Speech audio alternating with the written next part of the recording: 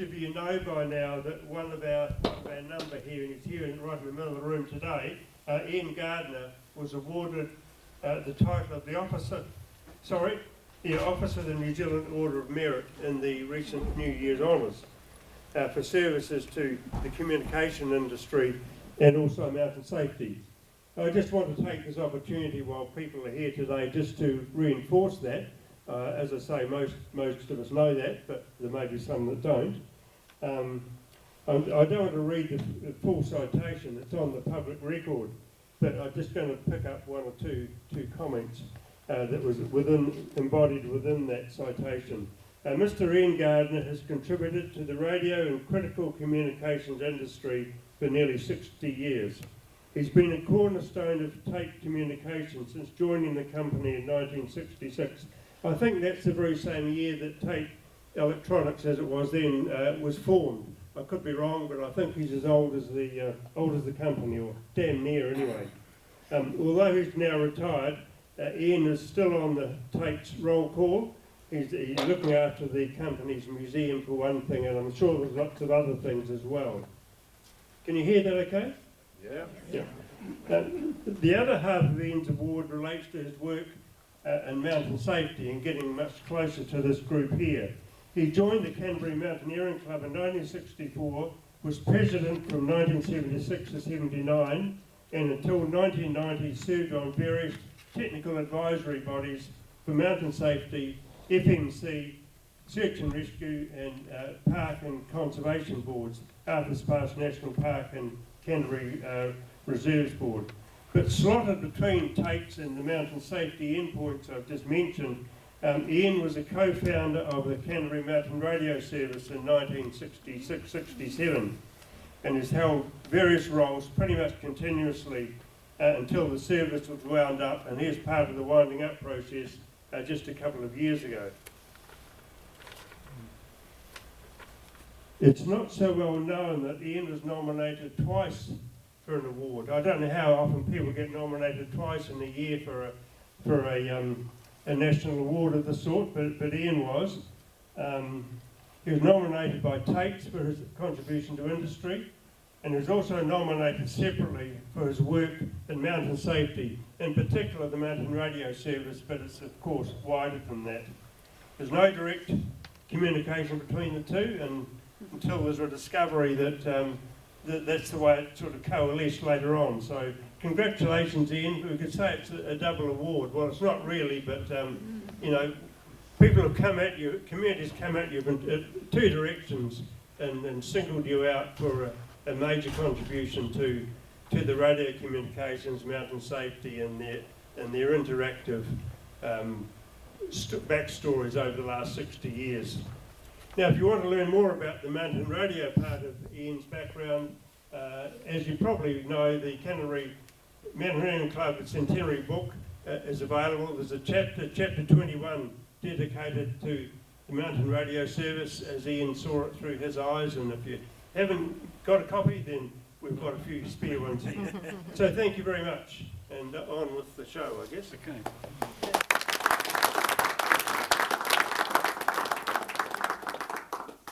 Well, congratulations, Ian. Great show. Okay, I'm now going to introduce our guest speaker today, Colin, who needs no introduction. I could talk for a long time about this, but the topic that he's come up with, these are his words: Raiders of the Lost Archive. Wonderful talk. Colin says, at heart, I am a polar and mountain nomad, and he's going to tell us a little of his life history in the mountains and the Arctic and the Antarctic. So Colin, over to you. Thanks, Andy. Kia ora, folks. While I think about it, the fellow down on my left over here, Tennessee, I met in the Antarctic this last summer. So if he doesn't have to rush off to another meeting afterwards for a cup of tea, have a yarn to him. He's on his way to China to buy some camels, believe it or not, so I need him to tell the story. And just forgive me while I sort of read this, because I want to get it in writing, just get it in the right angle just before I get going. But I got home just before Christmas from a privileged month as a photographer and for a private company called ALE, Antarctic Logistics and Expeditions, that takes skiers and climbers into the heart of Antarctica, flying out of Patagonia. with big aircraft. Ailey is now 40 years old. There's no images in this talk from that recent visit, but you'll see something of how I worked for them back in 1988. I was tasked with raiding my archive to illustrate how I've earned my living as a polar and mountain photographer and writer. One hell of an adventure. And as the other Winston said, that's Churchill, when you're going through hell, keep going. So about 100 years ago, Churchill spoke to a group in London just like you lot. He said, there are only two things harder than speaking to a bunch of old mountaineers, and that's climbing a wall that's leaning towards you and kissing a girl who's leaning away. So my story's broken into three parts. The early days up to 1983, going freelance in 84 through to 2008, and then post 2008 at the age 60.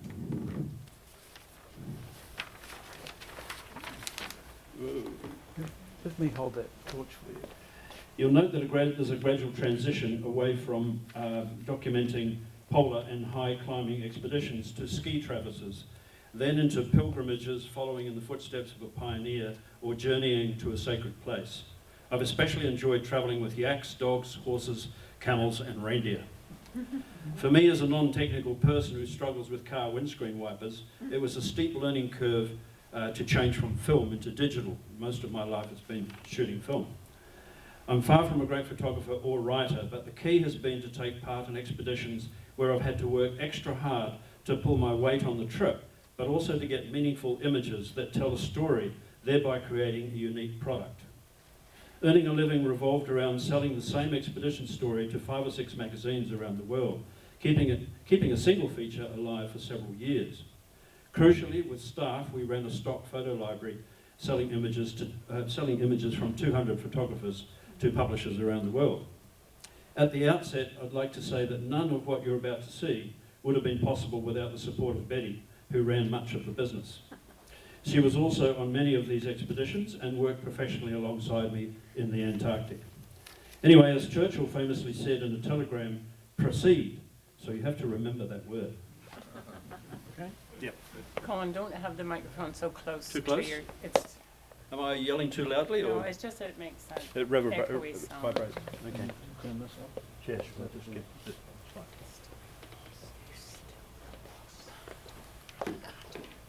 I fell in love with Mount Cook and Tasman coming over from Sydney each summer. Instead of doing my university practical work, I came to climb at Mount Cook and Tasman. And so I came in at the end of an era of these fellows who were keeping guiding alive in New Zealand. Principally Len Crawford down there at the bottom. I worked for him for a couple of seasons. And then with Art Vaughan, we worked together at Mount Cook National Park. And together with Eric Saxby and Bob McKerrow, we took 2 clients along the Grand Traverse of Mount Cook. Vern Leader still is the oldest person at 73 to have reached the middle peak. I was very pleased later on to employ Peter Farrell as a mountaineer on Mount Erebus in the Antarctic. And as you're probably aware, Art and I carried Bruce Jenkinson down dead from Mount Sebastopol. The other 2 guys went on to climbing careers in Canada. Like many Kiwi expeditions, Kiwi climbers, we ended up in the Andes. We were recommended by John Recker to go to the Vilcanota in the south, and we did something like 19 new routes or whatever in totally untouched territory and valleys. It's the Canadian member of the team, Art Toomey. But the Andes are beautiful and they're very long, but equal. Sorry? I think the sound just turned off. We can only just hear you back here. That was earlier, we could hear you fine. I did turn it down a wee bit, so you didn't have to shout, and I'll turn it back up again. Thank you. We can hear you. The Andes are beautiful and they're long, and just as long, and to me even more beautiful, the Transantarctic Mountains of Antarctica. So that was where I spent the next 10 years of my life, basically, and it was a very steep learning curve again. Colin, it's not... Still not coming You through? have to hold it a bit closer.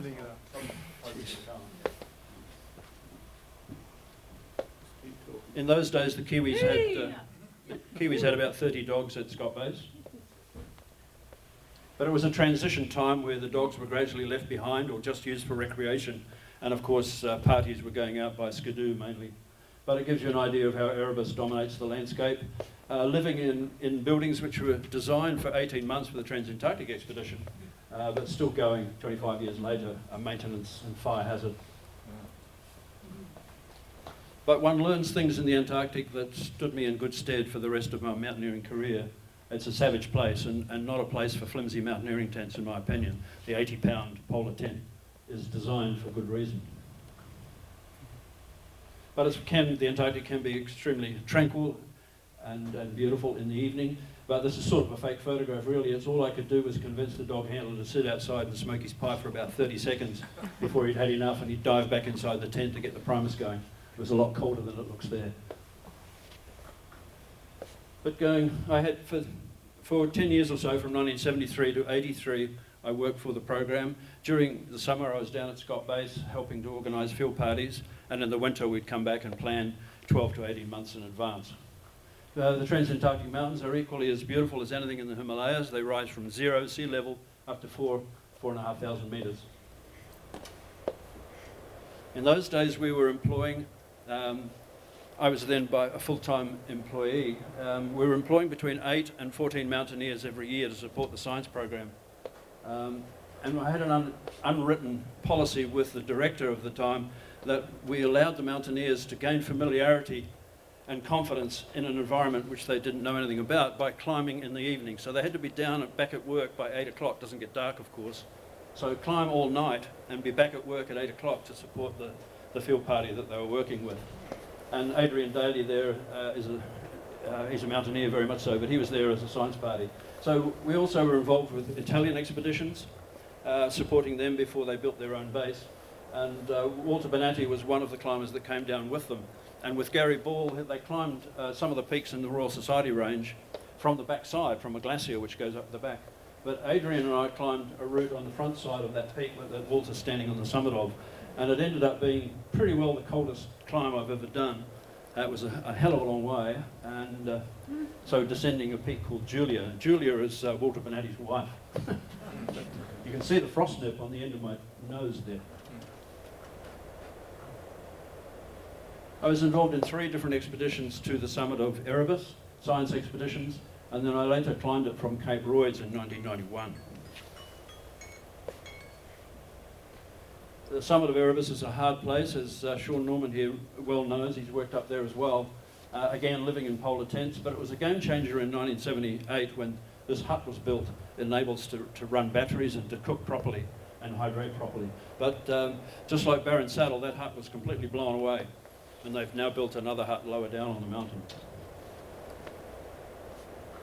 1978, we went into the inner crater, and that's Werner Gegenbach, a Kiwi scientist from Wellington, going down with big titanium rods in his rucksack to get gas samples.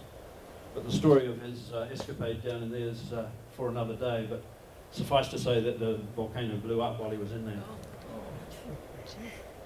I've been very privileged to produce 6 books on Antarctica, and the latest one on the far right there, Erebus the Ice Dragon, tells the complete history of Erebus from James Clark Ross in the 1840s. Summit fumaroles, which are visible from Scott Base with the naked eye. But in all those years working at Scott Base, 10 summers, we never saw the sea. It was always frozen. So it was an amazing privilege in 1983 to start working on ships, experiencing something of the biggest ocean in the world, the Southern Ocean, and seeing the mountains for the first time of the Antarctic Peninsula, more as an extension of the Andes. This was the secret. This little ship was built in the late 60s, and it eventually sank when I was no longer working for the company, fortunately, in 2007. So the Antarctic, even the peninsula, which is relatively benign by Antarctic standards, not a place to be trifled with on shipping. But the secret of the Zodiacs, as you'll see, a wonderful ship, took about 90 passengers, maybe 100 at a pinch. And it went to more environments on Earth than any other ship ever built. Amazing privilege to get to know animals that don't know us as predators. So as long as one walks quietly and softly, we can be amazingly intimate even with penguins. So some of these big peaks, and the one on the left, on the one on the right there, has climbed by a Kiwi expedition. The violence of even the Antarctic Peninsula is quite something when it cuts loose. So that's a big tabular iceberg rolling over. And of course it can be extremely tranquil and peaceful. All these peaks have been climbed and the whole range has been traversed. As I said, the Zodiac is the key. Even pushing through heavy brash ice like that, it's remarkably safe and easy as long as you don't break the propeller. We started, I've worked for various companies over the years, from 1983 through to 2008, various companies, and ended up with my climbing partner Greg Mortimer from Australia, who started Aurora Expeditions. And we started camping on shore, we started ski trips, we started climbing really nice peaks. And then we started crossing South Georgia on Shackleton's route. So that peak there on the right there, Mount Scott, that was one of the peaks that we climbed with clients, mainly from Australia. That's another ship that works every year on the Antarctic Peninsula. And there's just been a Kiwi group of youngsters with Antarctic Heritage Trust working on that ship. We started climbing on icebergs, and you have to be extremely careful on icebergs because you've got to make sure that they're well and truly grounded, because they can turn over without much nonsense. But a young English woman there climbing vertical face of that iceberg. But most of the peaks, like that one on the far right there, were relatively easy and just involved little more than glacier travel, but in a spectacular environment looking down into Paradise Bay. Sea kayaking and skin diving.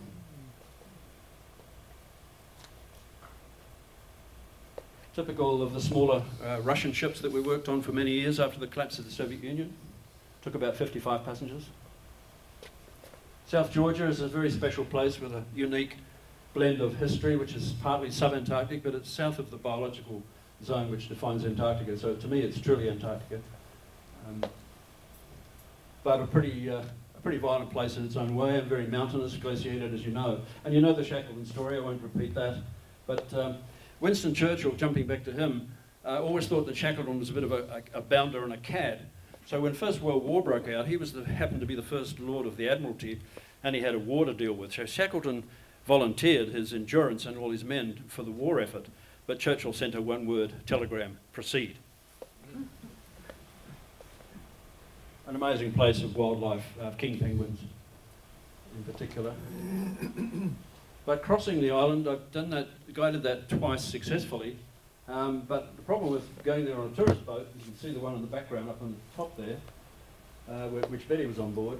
And this is John Nankervis here, an American client, myself in the middle there. Sorry? Okay. You can't hear still? When you turn away like that, you can. Okay. Anyway, nice and benign. This is King Haakon Bay, where Shackleton ended up spending 6 days and left 3 of the men under the lifeboat and then continued over the island. He had an advantage, if you can call it an advantage. He'd been out for 18 months, of course, but we've got to get dropped off and we've got to go no matter what the weather is. So, but we got hammered, as you can see there, Nank and the American trying to put their crampons on. So this particular crossing we had to abort and go down to another bay altogether to get picked up by Betty the next morning. So pretty savage. It was the wind was so strong there was no way we could pitch our tent, and the ground was sufficiently icy that there was no way that we could dig in a snow cave or whatever. So we had to retreat very rapidly. I'm jumping years now, working on various ships that gradually had helicopters, which increased the potential for going into various mountain ranges. And this was in 1991 when it was the first cruise I vessel. think you've moved. Bloody hopeless. There we go. Hello. Yeah. Any better? Yeah. Yeah. First cruise vessel into the Ross Sea twice in one season. And as soon as we knew that, we were sitting in Hobart Harbour. We'd just come back from Mawson's Hut in the East Antarctic. We thought, let's get off the first cruise into the Ross Sea and get picked up again by Betty and the others on the second cruise. So we got a year's worth of food together and equipment, and we needed $60,000 for the helicopter. That was the problem. But we had 2 Japanese scientists, cameramen and whatnot on board. Mitsuaki Wago is the equivalent of David Attenborough in Japan. And we said, look, we need this helicopter. It's going to cost us $60,000 US. Do you want to? We'll look after you on Ross Island for 3 weeks. Great. We made a phone call to Tokyo and we had the helicopter. And a very experienced Australian pilot down there, Lee Hornsby. And we went climbing in the dry valleys. Well, the US program and the Kiwi program had shut down by this stage. It's heading into autumn. So here's Betty coming down to pick us up. And we had the privilege of taking Karis, who was 9, and Denali, 11 just got base, and playing around in the Zodiacs was an amazing experience for them. The deck chair man, this was an image that was published in the National Geographic, and this guy flew Lancaster bombers over Berlin in the Second World War. Didn't want to go to Antarctica, but it's quite a long story. But when the image was published in the magazine, he was in a New York restaurant, and the waiter came up to him and said, "Excuse me, sir, but you're not that man in National Geographic." Yes, he was. So we joked to each other on the phone because the image sold all over the world, advertising and whatnot, and we joked that we could just travel the world with a deck chair, sell the pictures. Jumping back to 1979 now. For a specific reason that we did four of us did the first winter ascent of the East Ridge of Cook, and we wallowed in waist-deep snow to get up to Cinerama Col, where we spent the night, and then we climbed the full ridge. Greg and Steve were faster than us, and they made it down to Plateau Hut that night. But my climbing partner, Richard Smith, he and I got hammered by strong winds on the summit ridge, and we ended up on the high peak just as it got dark, so we thought, "Meh," we spent the night there. And during that night, we could see the twinkling of the huts and whatnot. I invited him to come to Annapurna the next year, in 1980. And I then jumped to this story. So a few months later, that was July 1979, and of course a few months later, the Air New Zealand crash on Ross Island. And I only put this image in for two reasons. It's two policemen there trying to dig out an air hostess. Roy Arbin, I'm told, has disappeared on the west coast. Last winter, you probably know that, but secretly I hope that he's actually living on a beach in Bali somewhere. So Roy was quite a character and an amazing, strong mountaineer. But I put the Air New Zealand concept in because when we came back, they gave us a free air ticket anywhere in the world, but it had to be used before a certain date. So I invited Richard Smith to come with me to Annapurna 3, the following pre-monsoon season. And I haven't put any images in from that expedition because Richard was killed in an avalanche, and two others as well. So we buried 3 people, my climbing partner, and this is moving past the Annapurna range and looking back down towards Dalagiri, where, as you probably know, Gary Ball eventually died later on in '93. This free air ticket that we were given by Air New Zealand had to be used before April or something or other. And I decided to go to the Gangotri. I wanted to walk up the Gangotri Glacier. And so Pete Cleary and Lindsay Main came with me. But we hadn't realised how far north the Gangotri is. And it was still very deep in snow. We turned our porters back and went, but we got to the headwaters of the Ganges there, where of course there's shiveling. So we thought, let's attempt shiveling. We had no permission, whatever. And Lindsay led a very difficult rock buttress, which was first climbed in 1974, but the ice on the ice cap was far too hard, being early season, and we backed off, and Pete got pretty frozen fingers, etc. But I mixed it in with this image of these boys here, that as we came back down to our base camp, they just automatically opened up their circle to invite us in and share our food. We were obviously on the bones of our ass. So I just had that image above our dining table for many years to say that anybody that walks into our house, no matter their circumstances, they're welcome to food and nourishment. So again, these were learning curves, but at the end of that trip, we went up the Rishi Gorge. I'd always been enamoured with Shipton and Tillman expeditions towards Nanda Devi, of course, and we knew that Tim McCartney-Snape and Lincoln Hall, 2 Australians, were guiding their clients on Changabang, although we heard that they didn't get onto Changabang. They went onto an easier peak called Trisul, which they successfully climbed.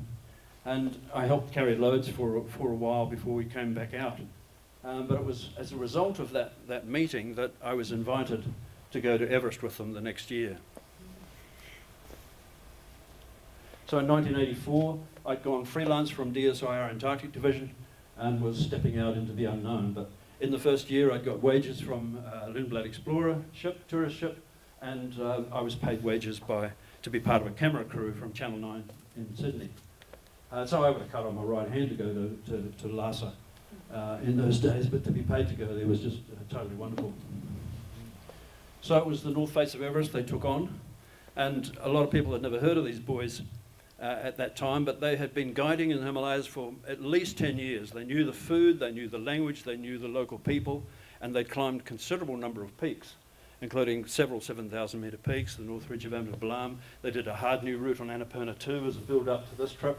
So they were well tuned to go onto an 8,000 metre peak with no Sherpas, no fixed rope, almost no fixed rope, no meat. It was a vegetarian expedition, and no oxygen.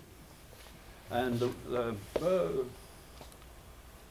route that it's called what? So the advantage we had was that we could ski every day. There's no ice fall. You just ski straight through that gully there, and you're straight onto the north face. And I went as high as 7,300 because that's as high as the film crew was supposed to go.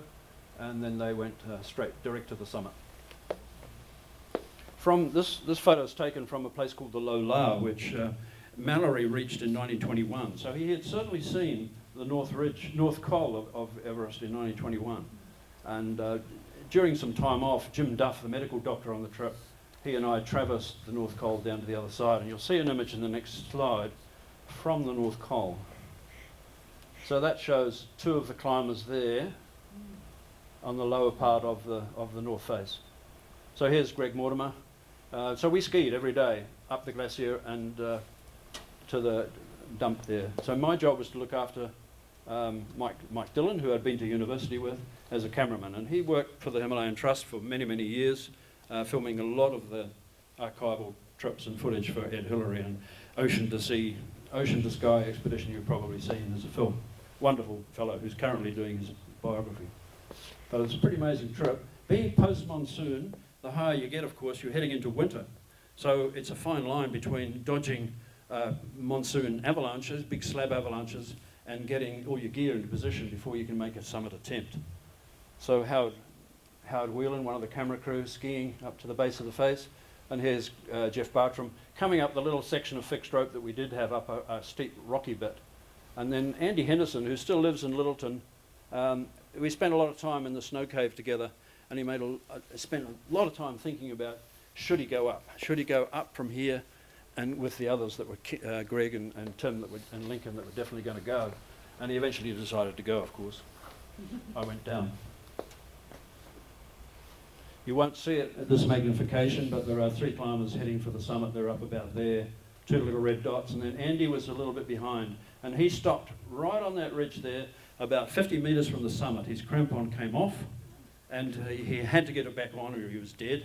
So he didn't go to the summit. But to us, three climbers went to the summit, although one of them won't get into the history books. That's the top of the Hornbein Couloir, and this moon rose over the West Ridge as we were filming. This is the yellow band of limestone.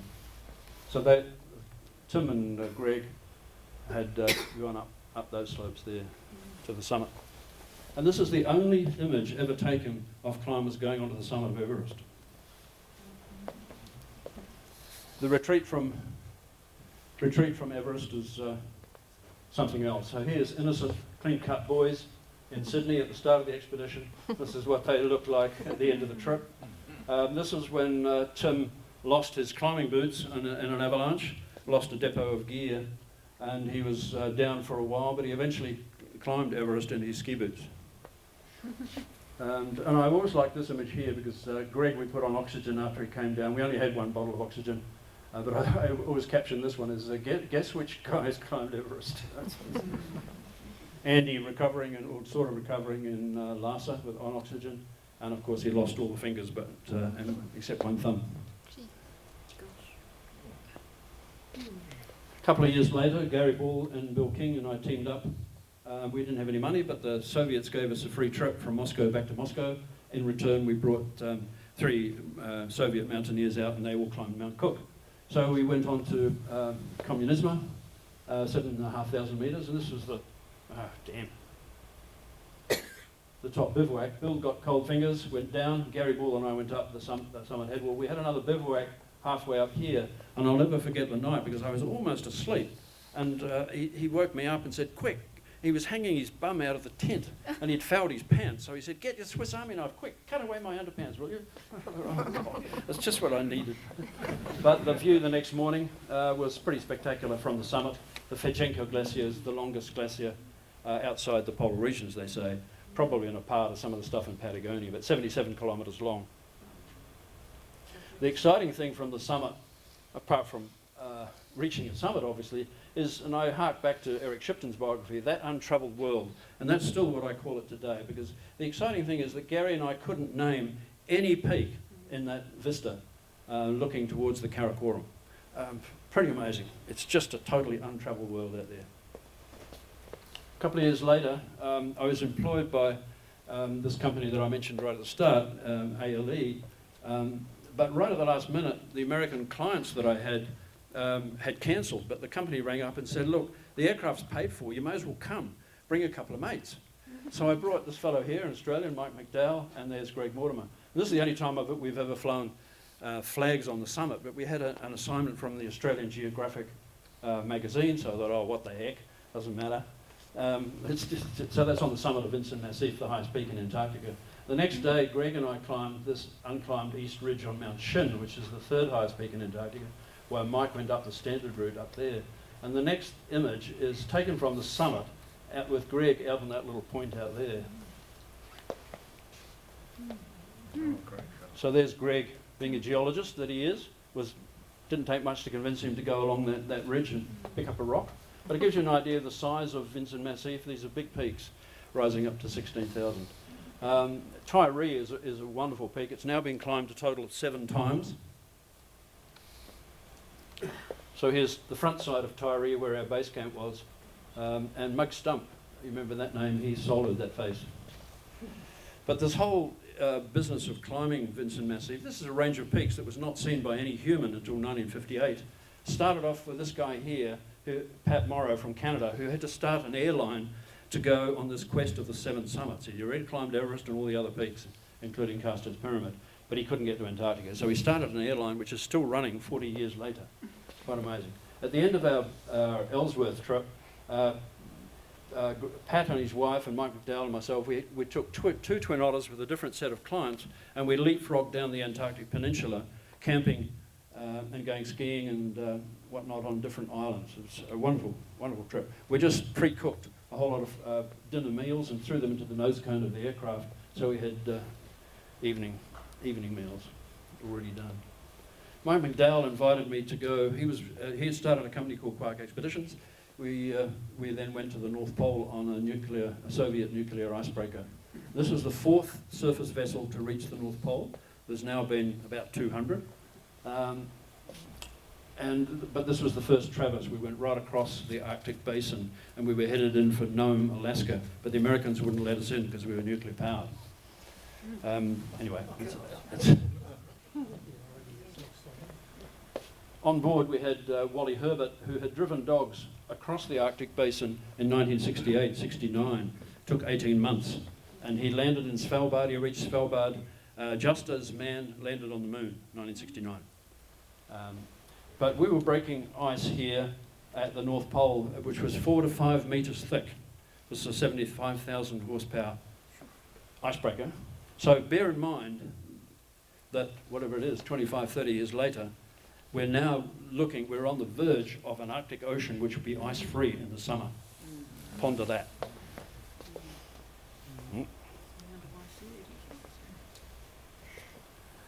A couple of years before, we had picked up a Norwegian party on Ross Island. We happened to be there in a ship. We picked them up. They had skied across Antarctica. They drove dogs to the South Pole, flew the dogs out, and then skied on with kites and their sledges and skied down the Axel Heiberg Glacier across the Ross Ice Shelf to Scott Base, where we picked them up and brought them back to New Zealand. So that connection with these Norwegian guys was wonderful, because they rang up Mike McDowell and myself and invited us to cross Greenland with dogs. And this is us. We had 3 dog teams, 21 dogs, which we'd rented from the Greenlanders.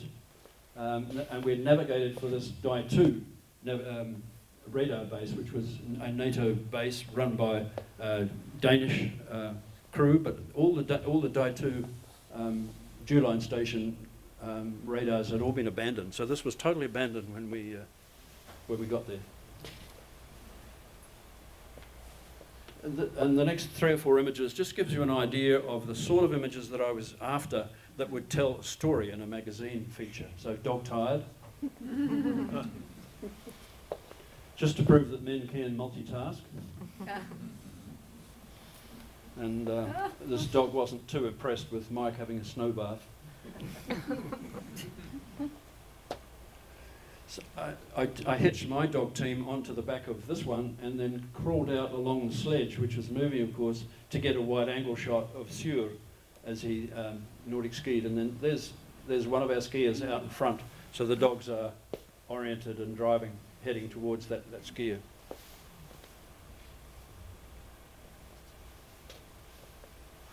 Just plotting progress across Greenland each night. The dangerous bit was coming off the ice cap, even though we were still there in spring.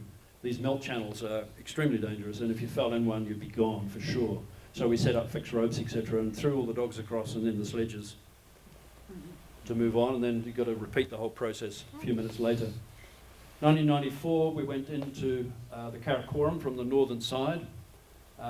There are no bridges, there are no porters. You have to go with camels because crossing the big rivers in midsummer, the melt stream, the melt water is ferocious and it's very cold. We had 2 camels swept away, and we were very lucky to get them back, as well as the people that were riding them, but they were quite hypothermic by the time we got them. So it's a serious undertaking. But the mountaineer Kurt Deinberger has been instrumental with the Chinese in convincing them not to allow helicopter access into the northern Karakoram. And long may it be so too, as a wilderness of the future. All these expeditions into the northern Karakoram start in the edge of the Pamirs in Kashgar, a famous mosque. And this was the old British consulate there, which was occupied by various British consul people, including Eric Shipton. Greg Mortimer had climbed the North Ridge on K2 with a mixture of Australians and Americans. And on his way down, he saw this peak here called Chongtar. And all 3 summits are over 7,000 metres, 7,300, and they were all unclimbed. So that was the object of this expedition, and we ended up climbing the 2 easier ones on the right, and the one on the left is still unclimbed. We came in from the backside of that peak, and this is the Sapo Lago Glacier here, a very big glacier, which ends up on some passes here and drops into Pakistan. And I was enamoured, I had these books in base camp, enamoured with Francis Younghusband's trip in the 1880s with horses and camels. And he eventually, it took him 18 months to come from Manchuria, China, all the way through to there. And his camp is still there, the circles of stones that he built. And he depoted his animals there. And then he crossed in worn-out riding boots, he crossed the high pass back into British India. And at the end of the expedition, from our base camp down in here, I walked up there to find that campsite and photograph it. And Eric Shipton, of course, in the mid-1930s, came the other way. He crossed the high passes up here, eventually joined by Bill Tillman, and they did a tremendous amount of mapping and surveying in the northern Karakoram. We got pinned, you can see 2 of our climbers here, Luke Trihey and Greg Mortimer, and we got pinned down on a storm for 5 nights in a crevasse. So that's what that picture is there. But then we went on to those 2 summits. I'd always been mockingly critical of Rob Hall and Gary Ball's imagery, and I said, well, why don't you take me along on some of these adventure consultants' trips, and I'll do some magazine stories for you and improve your database of images. And they thought, oh, well, Gary was dead by this. So I was encouraging them to do their own story, because they climbed the 7 summits in 7 months, which is a remarkable achievement. Then Gary died in 1993, so I said to Rob, I said, look, you're going to write the story. I'll just take a few modern pictures for you, and so let's go to Carsten's Pyramid, and then I'll put my name on the permit to go to Everest in 1996. Anyway, to Carsten's Pyramid we went, and we climbed this left-hand ridge. This is all limestone. We'd come in from the other side of that peak, the same way that Phil Temple and Colin Putt and Lynn Crawford in the early 1960s went in, crossing a pass that they called New Zealand Pass. So the leader of the expedition was Nick Banks, working for Adventure Consultants and his clients. And if you don't know Nick, that's him on the left. Some of our porters.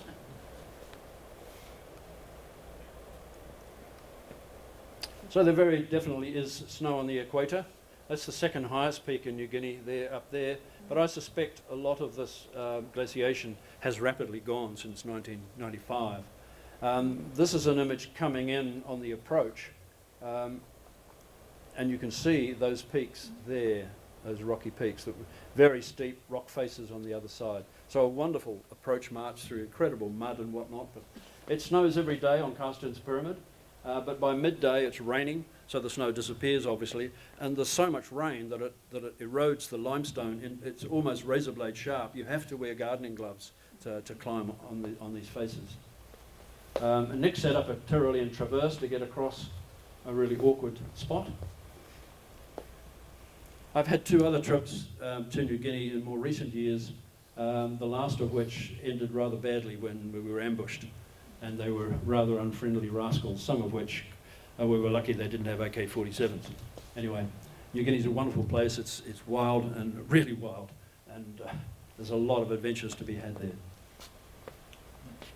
But 1996 came along, and I'd had quite a long season in the Antarctic, and I decided, I was thinking about it a lot, and I'd had such a good time on Everest in 1984 that I thought, do I really want to go to what is a very beautiful side of Everest, the Nepalese side, very beautiful mountain obviously, but did I want to go through a dangerous icefall with a bunch of wallies that I didn't really know? And so I came back and I thought, Rob, it just doesn't feel right. I shouldn't go back with you in 96. So I said, would you take my name off the permit? And I was replaced immediately by John Krakauer as an American journalist who eventually wrote the story of that expedition, of course, and Rob died, as you know. So there's that low La that I showed you earlier, looking the other way towards the north face of Everest out on the left here. But just look at that little peak for a moment. That's called Kumbutsi, and it was first climbed by a New Zealander that you'll meet shortly. First ascent by a Kiwi climber. So you're just looking through the low La there, and that's the top of the Khumbu icefall, with Nuptse behind. So we're now into a section of pilgrimages and mountain journeys. The shortest distance between 2 points isn't the point. As you know, Rob died on that trip, and Pete Cleary and I went into the Kangshung Valley, the Carter Glacier, with Makalu up here, Chomolonzo, a peak here that Norman Hardy climbed in the 1950s, and it's Lhotse, the unclimbed peaks on Lhotse out here, the South Col and Everest. And I don't know if you can see it, but our little tents are right there. So it was definitely a pilgrimage of sorts. Pete and I carved a Marnie stone for Rob Hall, and I'd had this tent built in Lhasa for me, and we still have it for parties and whatnot, but the only dangerous part of the trip was it blew down one night and the big central pole hit me, it sconed me on the head, and that was rather annoying. Meanwhile, I cobbled together 10 years of different magazine stories and re-edited them and published a book called Under a Shelving Sky. But we also had Mallory's book from 1921, and as we came through the Carter Valley, which had been plundered in the Chinese Revolution, the monks disappeared into the back and pulled out this old scungy black and white photograph, and it's identical to one in Mallory's book. And Mallory had a darkroom there in the Carter village and gave away prints obviously to some of the locals.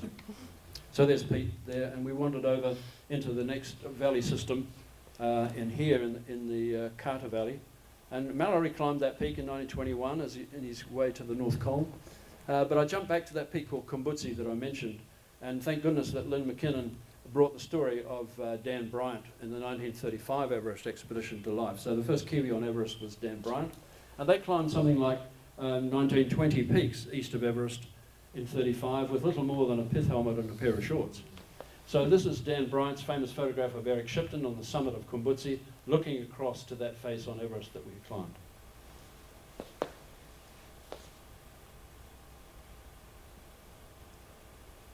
Gary had died in 1993 on Dalagiri, as I mentioned, and his teenage daughter Emma was having some issues. So Betty and Karis, our youngest daughter, were going to Jomsom and walk into Jomsom and into the Dalagiri area in winter anyway. So we thought, wow, let's just take Emma with us, and it was great.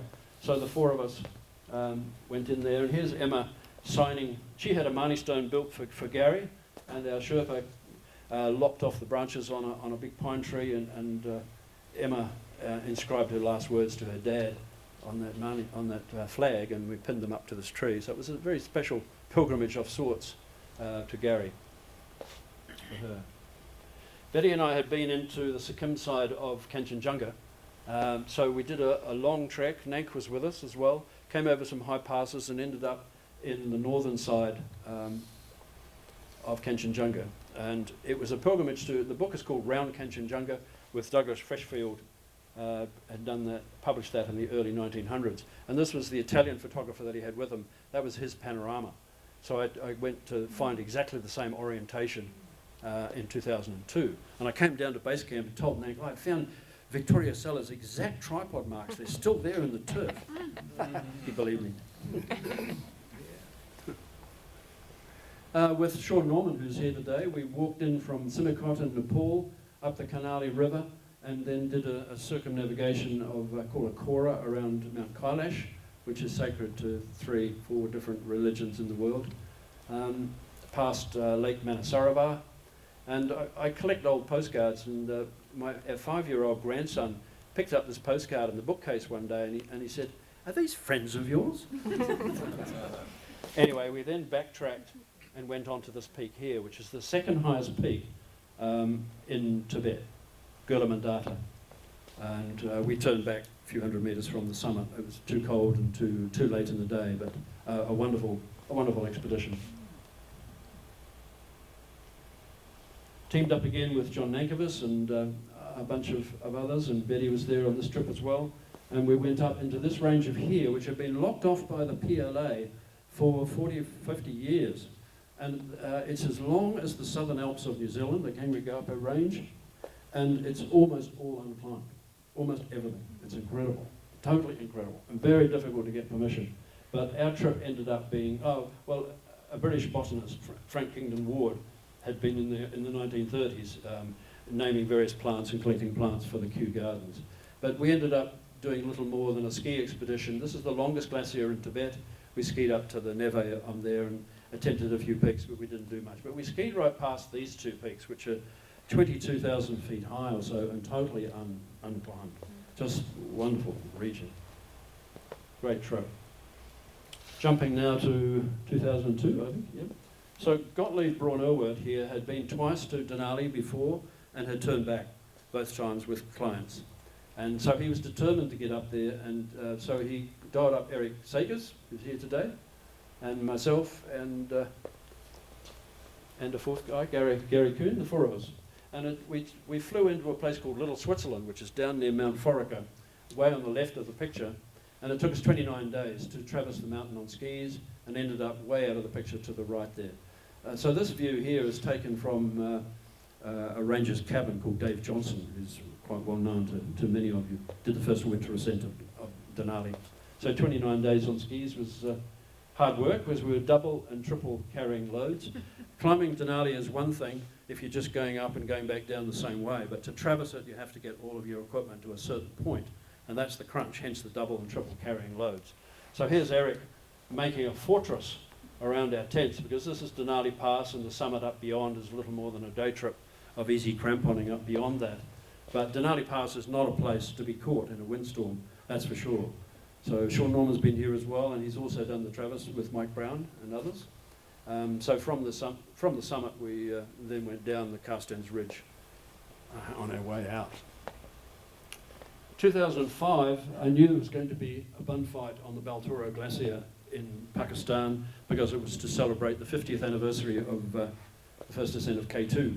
So we skied up to Concordia, 4 of us in the winter. I thought, let's go in the winter, with Jeff and his brother, and Jeff Desbecker, sitting on the Baltoro Glacier. Sort of a pilgrimage to Martin Conway, who did one of the first trips in there in the early mapping. And we skied up the 2-day ski up the Godwin-Austen Glacier to the base of K2. And this is at Concordia, the camp, and that's K2 away in the background.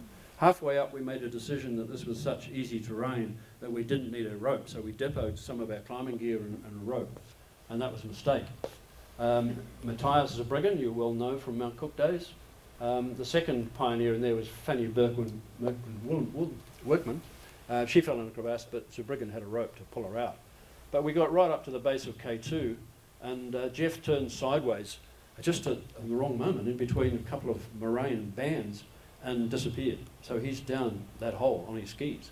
And we had no rope. We had little more than string and a few prusik loops. So there's his brother. If you look at the detail there, his face looks kind of worried. That's Kate too behind. But we eventually pulled Jeff out, thank goodness. Could have been. I'd always been very keen to go onto the ice cap to see the western side of Cerro Toro in Patagonia. So that was the object of this trip. There's a more familiar side of the eastern side, and I just thought I'd shout out to Russell Braddock and Nick Craddock, who did the first Kiwi ascent of Cerro Toro. If you want to read a good book on Patagonia and Cerro Toro area, The Tower. Being winter, the lake was frozen, or we thought so. We did a recce the day before, and in the dark with the headlamps, we were following the little scratch marks on the ice. But we made a mistake and we were following single file, unroped, but we caught up with each other to tell a story, and we both fell through the ice into the water. So we ended up dog paddling back to a solid piece of ice and mantle shelved out with our ice axes and ski poles, wrung our clothes out twice, and kept going because we wanted to get up underneath the face. And we were trying to recce a pass that Gottlieb had told us about that we wanted to go to, but we gave up on that eventually as too steep, particularly for our gear. So we ended up carrying our gear up a different valley called the Rio Electrico, and here's the two Jeffs, Jeff Colley and Jeff Gabbity's, with their sleds on the back and skis, and we go up this glacier to a place called Marconi Pass, which gives easy access to the Patagonian ice cap, hence that first photo you saw. But this is a photograph of Gottlieb's, of the Super Couloir on the backside of Fitzroy that he climbed with Erika Busenberg in winter, and then they went down the front side of Fitzroy, a remarkable winter climb, remarkable area. The two Jeffs went home, and I went down to Ushuaia in Terra del Fuego and joined this Kiwi, Greg Landreth, who has a yacht, and his Canadian co-skipper wife, Kerry, and we teamed up with another couple, and we skied 6 of the peaks in Terra del Fuego around the Beagle Channel, and then at the end of it we came into an anchorage that Eric Shipton had used in 1962, and then we did a 3-day ascent of a peak called Mount Francis. Wonderful yachting down the Beagle Channel with these amazing peaks rising out of the sea. Greg is a remarkable climber. He's climbed all over the world from his yacht called the Northanger, including some really big walls in Greenland. And we were going up this fjord here. We had such good weather that the fjords froze every night to the thickness of a car windscreen, about 1 centimetre thick. And we had to use the engine and to break the ice. So we were having lunch at this time, and I went up the mast to take this photograph, and we had to keep driving around and around in circles, or we might have frozen in.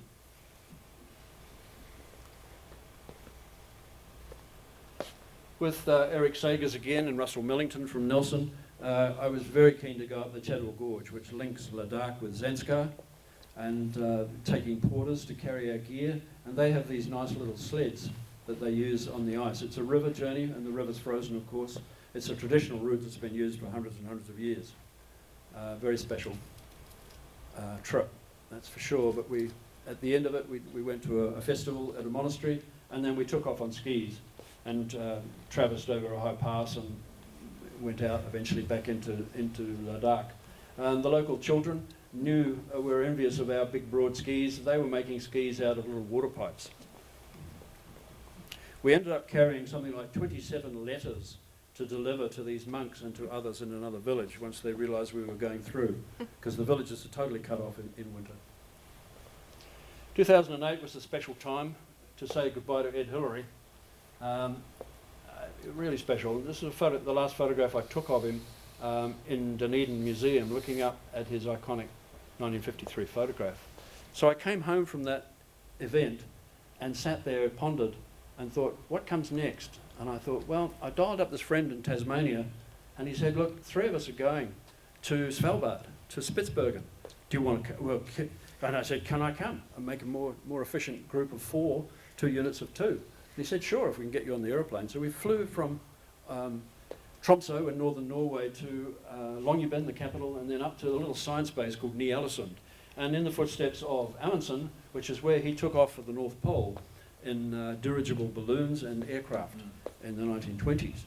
So we then had the project of skiing back to Longyearbyen, the capital, from Ny-Ålesund, which took us quite a long time, and we crossed 5 mountain ranges and 5 fjords to get back. It was early, late winter, early spring, so the light was just coming back. Beautiful soft light, very, very cold, very cold.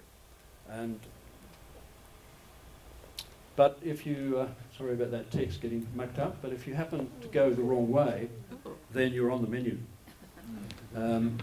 Yeah, because the bears are breaking out of their winter hibernation and they're going towards the sea. We were going inland towards the mountain range there, so we were okay. But our transport home was a bit of a problem because it was frozen in. Jumping now to Mongolia, Jeff and Betty and Dave and Nank, we had done a summer trip to the highest peaks in Mongolia and climbed various routes.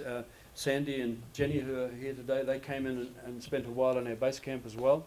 And we'd used horses and camels to reach base camp and did our climbs, etc. But the camels are so beautiful, but not in summer. They're molting, so they're pretty ugly. So I was determined to go back in winter. So I've had 3 winter trips. And these are all the years when our house was in limbo, really, with damage from the earthquake. Betty didn't want to come. It was cold. It was winter. But I wanted to photograph the Bactrian camels in their most beautiful coats. Fantastic. There were fantastic winter festivals on in Mongolia. So 2 trips into the Gobi Desert.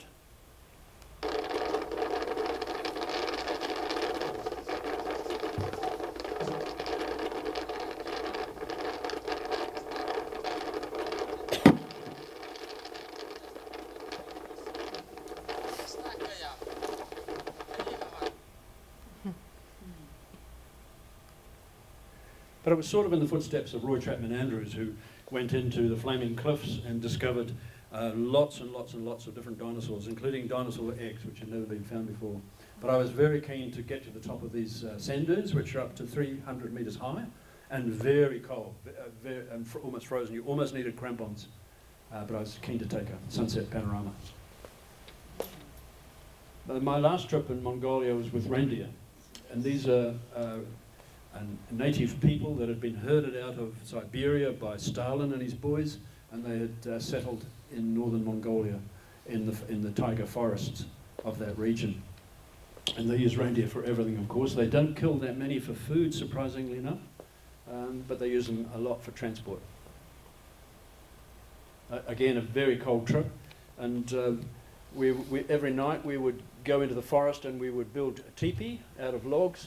And then we wrapped the saddle blankets around the tent, and we had a little collapsible metal stove and a chimney that we could poke out the top, and endless firewood, dry firewood, so we were cosy within an hour or so of reaching camp. Crossing a high pass here, we eventually reached that range of mountains which are right on the Siberian border, because every autumn these Tasan people, they take their reindeer herds of several thousand animals up into the high country to spend the winter away from wolves. So they just eat moss and lichen. So as I said, a very cold trip, deep snow, deep powder snow. Sometimes we could have open fires and whatnot. There's a little teepee in the background there. These guys were all armed, and they had animal traps, they had solar panels, but not much food. And we eventually brought down 400 of their reindeer simply by chopping wood. The reindeer up in the high country know the sound of an axe going into wood, and they come thundering down the hills. And what this fellow here is about 55 years old, he's feeding them salt. They've been salt deprived all winter. So if you want to control a reindeer, you take a bag of salt. Kazakh eagle hunters, fantastic. Horsemen, using their eagles to hunt rabbits and squirrels for clothing. And this is the last thing you will see if you were charged down by a Mongolian Genghis Khan cavalry. They invented the recurved bow, and of course they more or less invented the stirrups as well, which enabled them to stand up in the saddle and fire arrows in both directions. Jumping now to the last part of the trip, this is Genghis Khan's lost cousin, Stephen Venables, signing a book in my house. And so he gave a lecture tour here in New Zealand. But in 2020, I thought I'd finished with the Antarctic, but in 2020 he rang me up and said, look, I've got 8 clients, I need a dog's body, will you come? And we have 3 very professional crew, Chris who's German, Sophie his wife, and Andy, his crewman from Switzerland. And you want to go where? So this was Anvers Island, is a very big island on the Antarctic Peninsula. Stephen has been leading trips to South Georgia and the Antarctic Peninsula now for 20 plus years. And he's just come back from another trip now. But the object of the trip was to ski the highest peak in the northern part of the Antarctic Peninsula, called Mont Francais, which is 9,000 feet high, straight out of the sea. And that's the yacht, Skip Novak's boat, Pelagic Australis.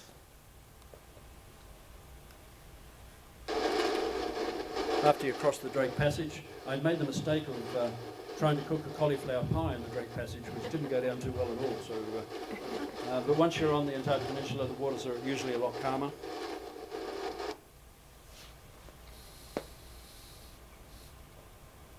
And as you can see, the hardship was extreme. There was 13 of us on board. So lots of good South American, Chilean, Argentine wine. Pretty hard work. That's the kitchen in the background there. So to cook for 13 people in that tiny little galley when you're moving, particularly in a place like the Drake's, hard work. Because you're the sous chef one night, helping the main chef, and then the next night you're the chef. So it's pretty hard work. And at the same time, the crew everybody's broken down into three watches. So we were very much steering the boat, navigating, looking for ice, etc. Primarily a ski trip, ski touring on the Antarctic Peninsula.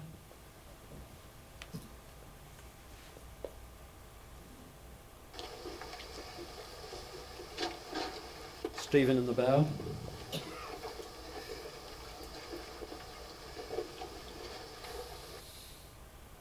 And as you can tell for the next 2 little movie clips, that gives you some idea of how our trip to Mont Francais ended.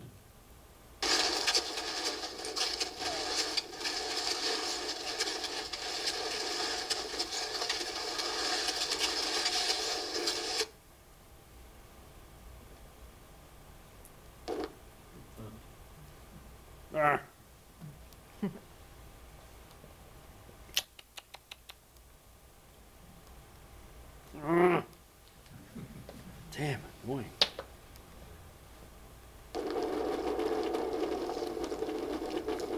Trying to navigate.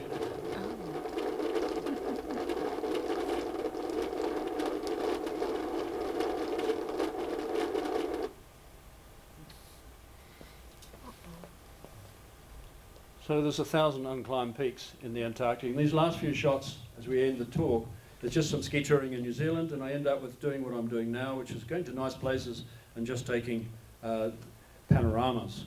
And you remember John Pascoe's old book, Mountains, Bush and the Sea? Well, I've added a 4th image into that, and rural landscape. So there's 4 images to finish with panoramas, stitched together panoramas.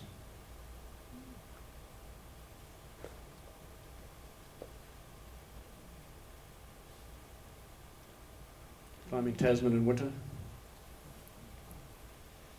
Construction of Gottlieb's hut. Rescue of vampire.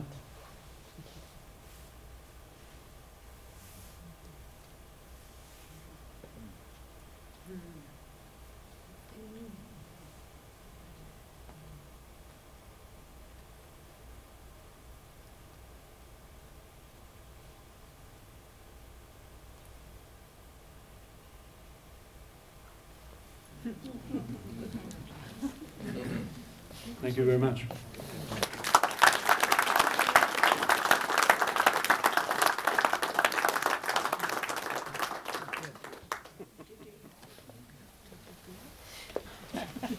So wonderful. We've got time for questions. There's so much stuff in there that there's a million questions, but we do have time for some questions. Who would like to start? He's already answered them all. Answer them all. Well, I'm going to have a first question. Is you've written a lot of books, but have you ever tried to put all this together in one book, or have you got a book on the go? No. The Under a Sheltering Sky book was 10 years, 1993 to 2003, so in a way that's autobiographical. And a lot of these trips I did with Eric Sagers and some others were in my 50s. And they were some of our harder trips, I suppose. And it wasn't technical mountaineering as such, but they were big trips.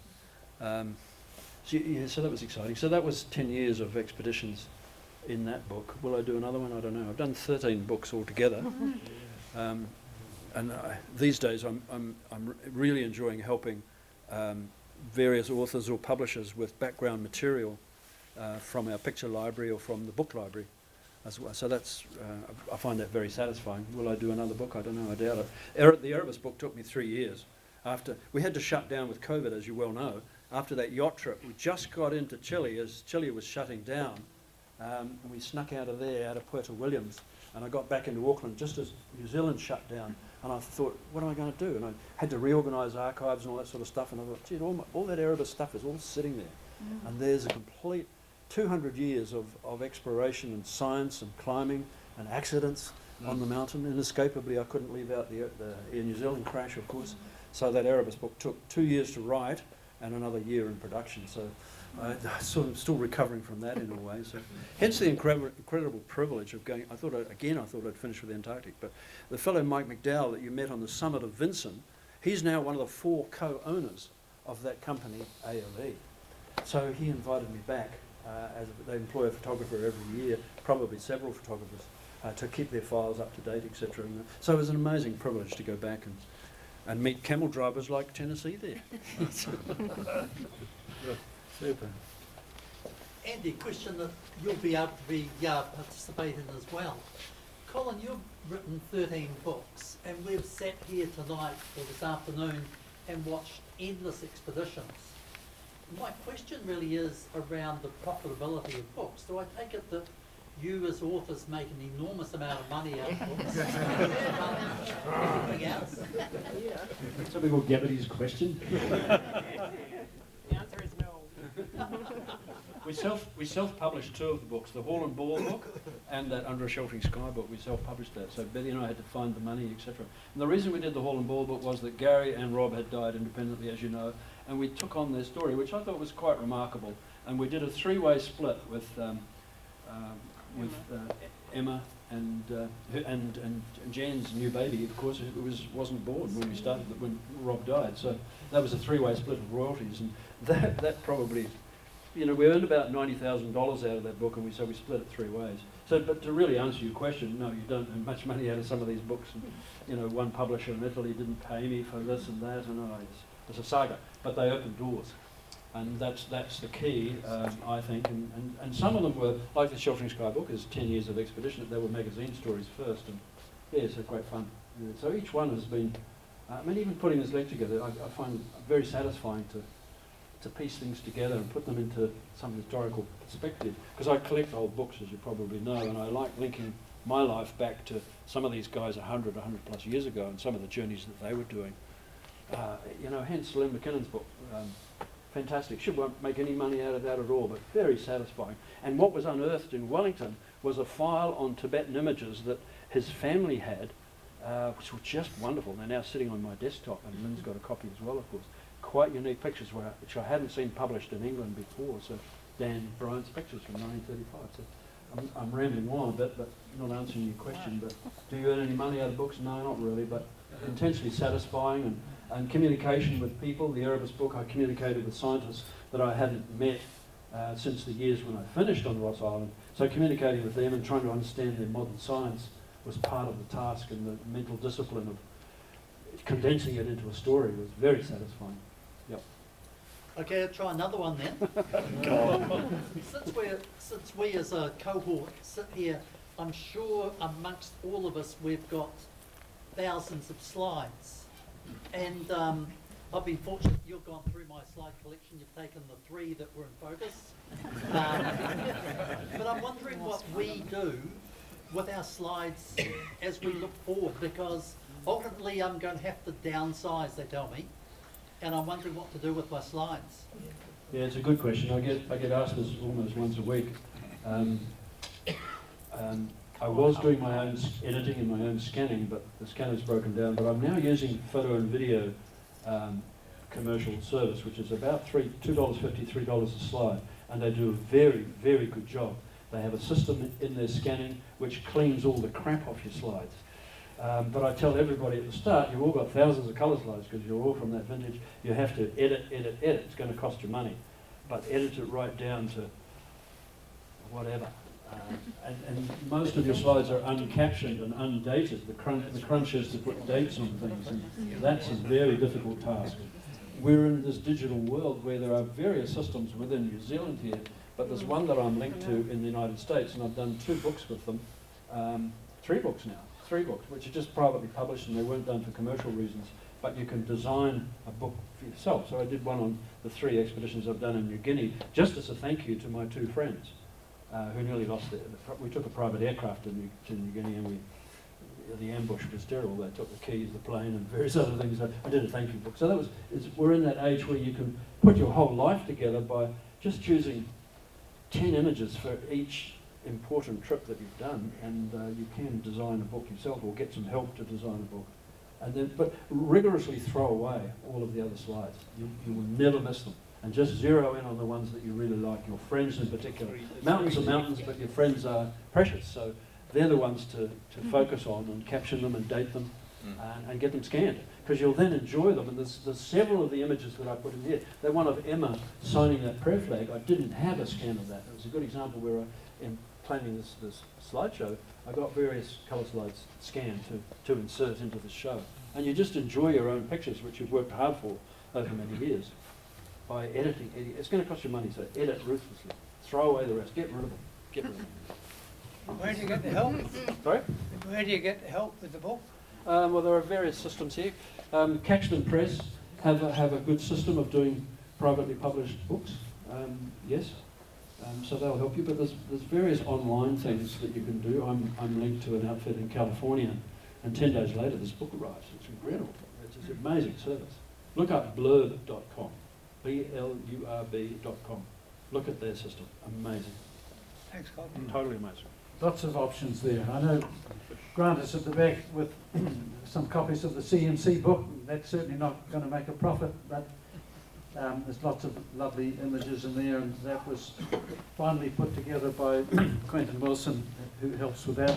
In terms of scanning slides, I know some of people who've spoken here before, if you want to do it the sort of cheap and easy way, you go to the new Turanga, the new library in Cathedral Square, and you can go upstairs there, and they've got a slide scanning machine there, which a lot of people have used. It won't be perhaps the quality you're talking about, but it's there, and you can do it. So, we're going to stop now, guys. This has been the most incredible story of an incredible life, which is still going strong. So I'd just like you all to join me in thank Colin once more.